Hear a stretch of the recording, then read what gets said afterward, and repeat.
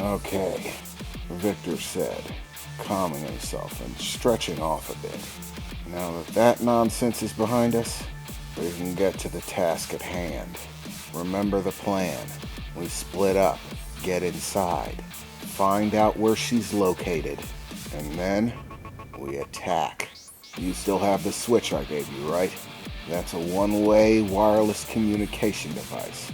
It'll work for about a quarter mile. So there's no doubt that wherever I am in the mansion, when you press the switch, I'll be able to zero in on your location. If you press the switch, I'll know you found her first. The same if you get a signal from me. And once we found her, we move in for the kill. Remember, don't move on your own. She's too powerful for that. Even with your abilities, we need both of us for this. If one of us gets taken out before the fight starts, then all of this was pointless.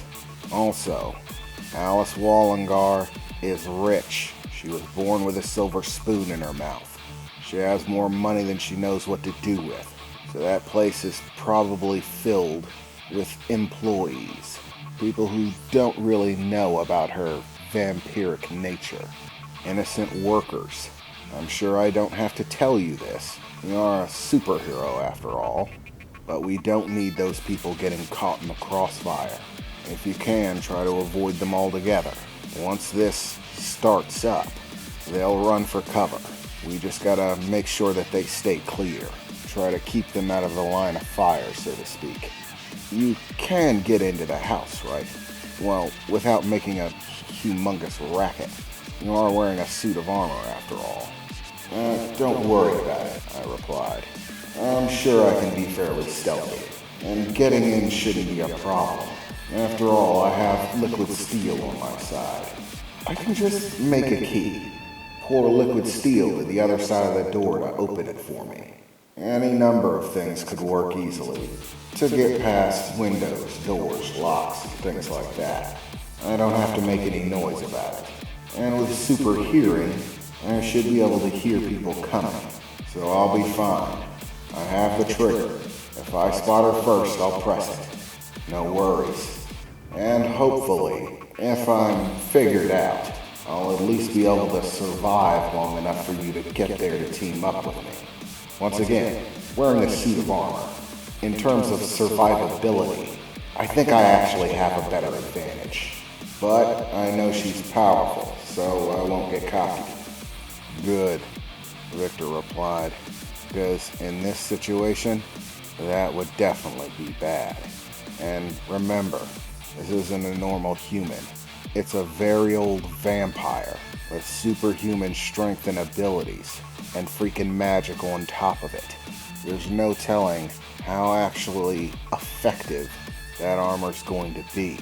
It might work against normal things, but who knows how it's going to react against magic. So stay on guard.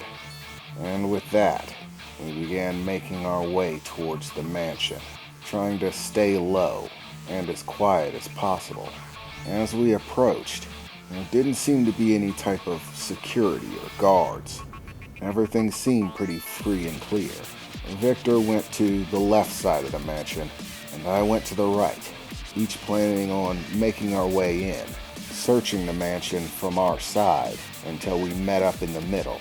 One of us would eventually run into her, hopefully without her seeing us. I found a fairly secluded little window. It was locked, but with a little liquid steel, that was quickly fixed. All I had to do was control the liquid to flow under the window. Most windows aren't made to keep out living biological liquids that can move of their own accord. They might be able to stop rain, but rain isn't trying to find cracks and can't move in the opposite direction of gravity, so it was easy enough to get in. I slid the window open, hopping inside. Surprisingly enough, the armor itself stayed fairly quiet. If it were actually made of steel, I'm pretty sure I'd be making more noise. However, something about the nature of the liquid steel prevents it from making noise as it makes contact with pieces of itself. So I was staying fairly quiet. The room that I entered seemed to be a bedroom, By the looks of it, it was fairly out of use. Not dirty by any measure, but there didn't seem to be any personal effects of any kind. Probably just another spare room in the mansion that no one uses. I closed the window behind me and slowly made my way to the door of the room, taking a moment to listen before even thinking about opening it. The last thing I needed was the surprise of a few hundred-year-old vampire on the other side staring me down. But after a few moments of listening, I didn't hear any footsteps in the hallway or room that was on the other side. The door was locked, but from the inside, it was just a matter of turning the little switch and turning the knob, after which I entered a hallway. The whole thing was decorated lavishly. Very expensive looking paintings, furniture, vases lining it with flowers in it, and freaking chandeliers, even in a hallway. I mean, that just seems like overdoing it. I know she has money, but come on. Interestingly enough, she also had a number of, I suppose, ornamental armor, sets of them here and there, throughout the hallways, set up as decoration, I suppose. I really didn't think people did that anymore. I mainly thought it was just a bit for movies about haunted houses and children's cartoons.